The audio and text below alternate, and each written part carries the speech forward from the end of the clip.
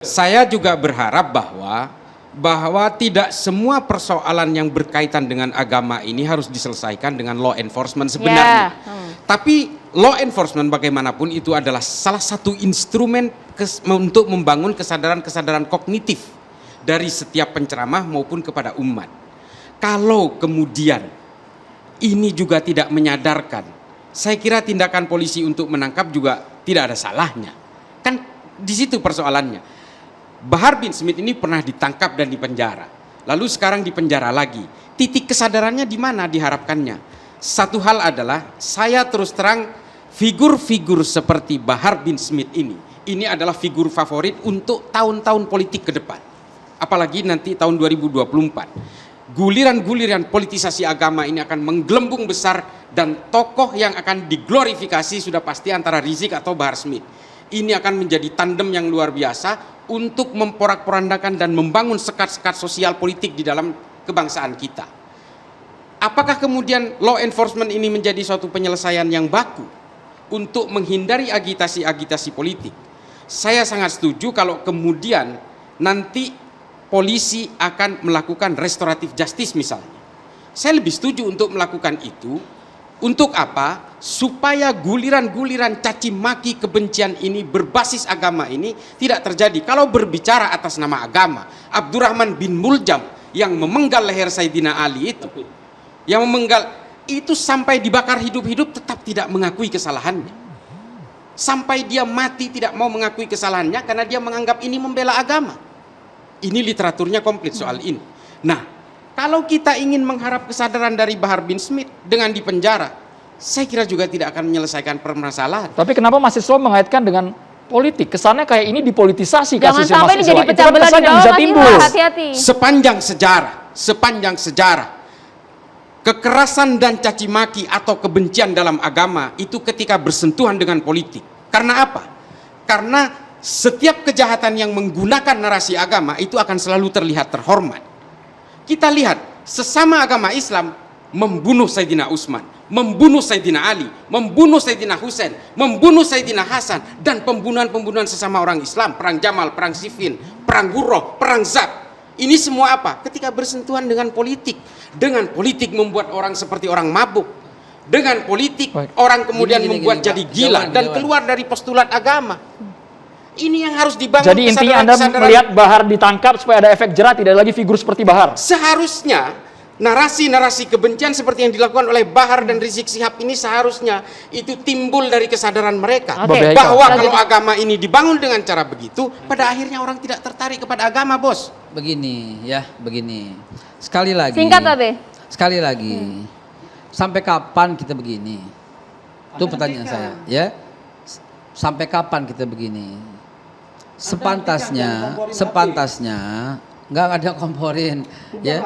Sepantasnya mulai ke depan ini, ya, lakukanlah semua dialog. Kalau itu dirasa salah, panggil, dialogin, ajak ngobrol, dan mohon jadikanlah MUI, Majelis Ulama Indonesia, sebagai pionir, sebagai fasilitator.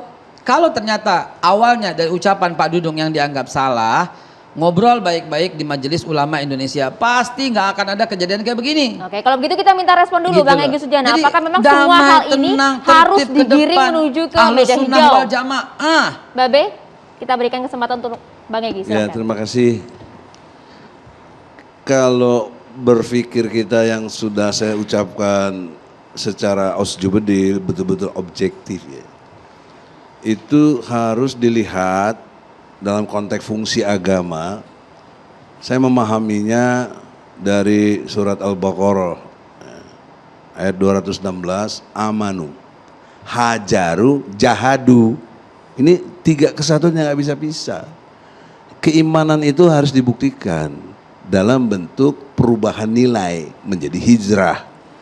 Hijrah nggak bakal tercapai kalau tidak ditopang oleh suasana jihad. Konstruk jihad itu ada dalam ajaran Islam.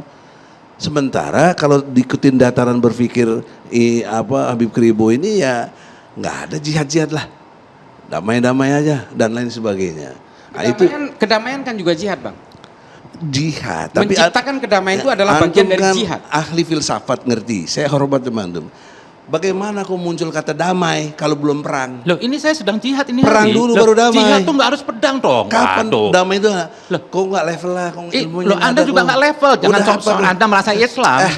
nggak ada. Giliran Bapak Nah, bergiliran. kita ini bicara nih dia jihad. kita ngomong. Baik, Bang Egy Mau boleh nggak ngerti singkat. etika kok.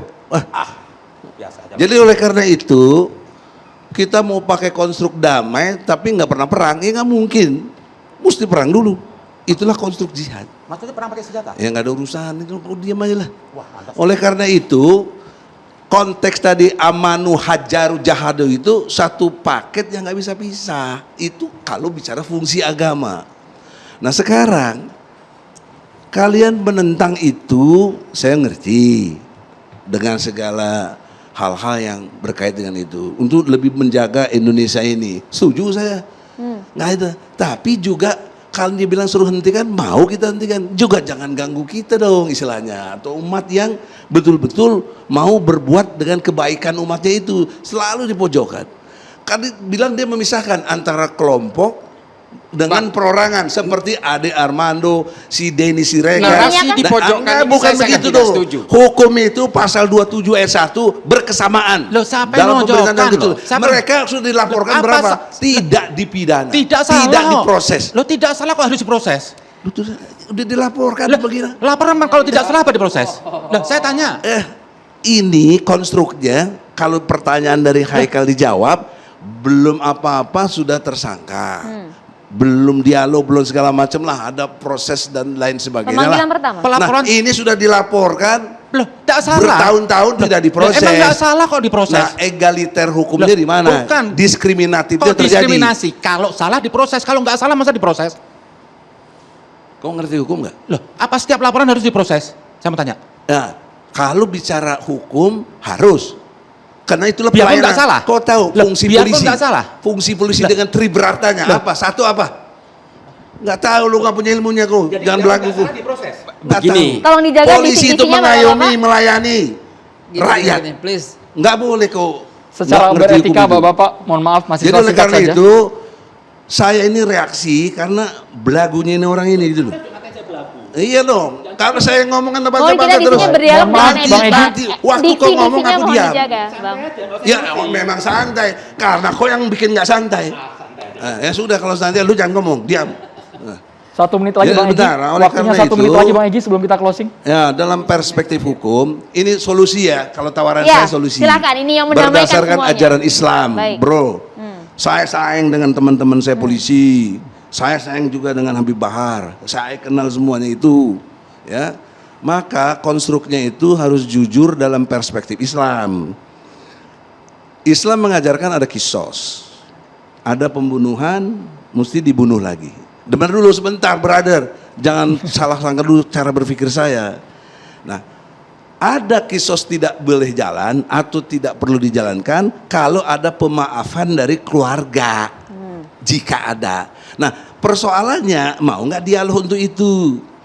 Kalau mau, bayar diat.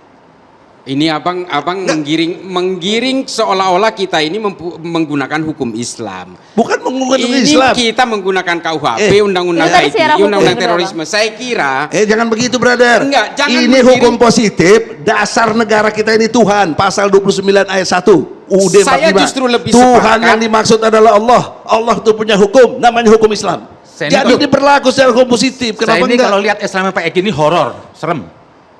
Ngomong lagi. enggak.